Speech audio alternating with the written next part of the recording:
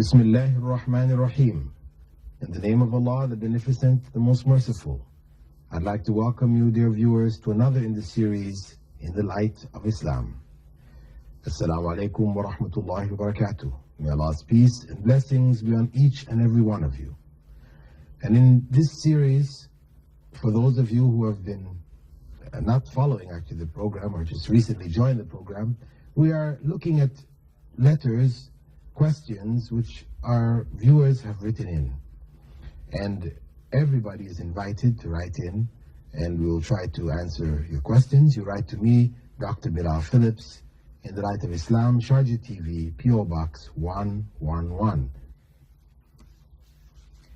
The next question we have is from Kelba, and it was sent in by Sajitha Hamid. She writes, Dear Dr. Bilal, Assalamu alaikum. I would like to ask you two questions. The first question is one relating to zakah. Suppose a person has 1 lakh, that is 100,000 dirhams, in his possession. If he pays the zakah for that amount this year, does he have to pay the zakah for the same amount in the following years? Now, if a person pays zakah, if a person has, because remember first zakah, this is compulsory charity, which they have to pay on their wealth, which they have accumulated, saved for over a period of 1 year. If it is more than the minimum amount, which is somewhere in the neighborhood of 1,000 to 3,000 dirhams, if they have wealth valued over that amount, then they have to pay 2.5% of that wealth to the poor, not to a church or to the priest or whatever, but it's given to the poor. Now, what happens is that every year that a year has passed, you pay 2.5% of what you have. It doesn't matter that you paid so much last year. If you had 100,000 last year, you paid your 2.5%. And then this year comes and you've, over the period after paying, you accumulated enough to get you up to 100,000. You pay the 2.5 again. Or if it was decreased and you didn't increase it up to that point again, you just pay 2.5% of whatever you have. But that's the point. That each time, as long as what you have a year has passed on it, you pay 2.5%, having that amount, right? Meaning that if halfway through the year you get a certain amount, which increases your money up to another figure, as long as you're over the minimum requirement of 1,000, say, dirhams, between 1,000 and 3,000 dirhams, then you pay your 2.5%. This is the simplest way to make your calculation. And although technically speaking, the increased amount is, the zakah is not required on it until after a year passes. Money is coming, you're increasing, decreasing throughout the year. It's clumsy trying to figure out, oh, this extra 5 dirhams or 10 dirhams or 100 dirhams, did I have this one for a year? No. The easiest way is just at the end of each year or the beginning of each year, you look at your savings. If it's more than the minimum amount, then you pay your 2.5%.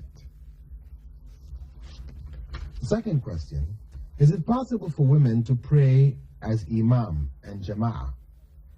If yes, how? My mother follows the Hanafi madhab, and I follow the Shafi'i madhab.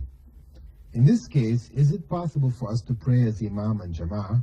Also, would we get a reward that is 27 times worth more than the original prayer as men do? Yours sincerely, Sajitha. Sister Sajitha. The prayer in Jama'ah or in congregation, this is practiced in Islam. It is from the teachings of the Prophet Muhammad, may God's peace and blessing be upon him. It was done by his wives and the women of his time. The only difference is that if women are praying together, instead of one woman standing in front, you have the line, and then one woman stands in front of the line. In the prayer and congregation for women, they all stand in in a single line, and the woman stands in the middle of that line, and she leads the prayer. It doesn't matter whether they're from this madhab or another madhab. These madhabs are only legal interpretations of the law. They don't represent other religions or division within the religion. Anybody may pray with others from the other schools of jurisprudence, marry among them, whatever. This has nothing to do with the religion per se, in terms of whether this person is a part of the same religion of you as you are not. It's one religion. Now, legal interpretations of the law, these interpretations are valid if they are correct. These interpretations were made by human beings, scholars who came after them, etc. And none of them are perfect. None of these schools of law are 100% accurate. There are things in them which are incorrect, and our judgment is according to what is authentic. We may follow them as long as we don't find evidence to show different. The next question, which is from Fujairah, Muhammad Haroon writes, Dr. Phillips, Assalamu alaikum. I want to know if the common saying about polygamy in Islam, that a man must have a reason and his first wife's permission, is true. What does the Quran and Hadith say about this? Wassalam.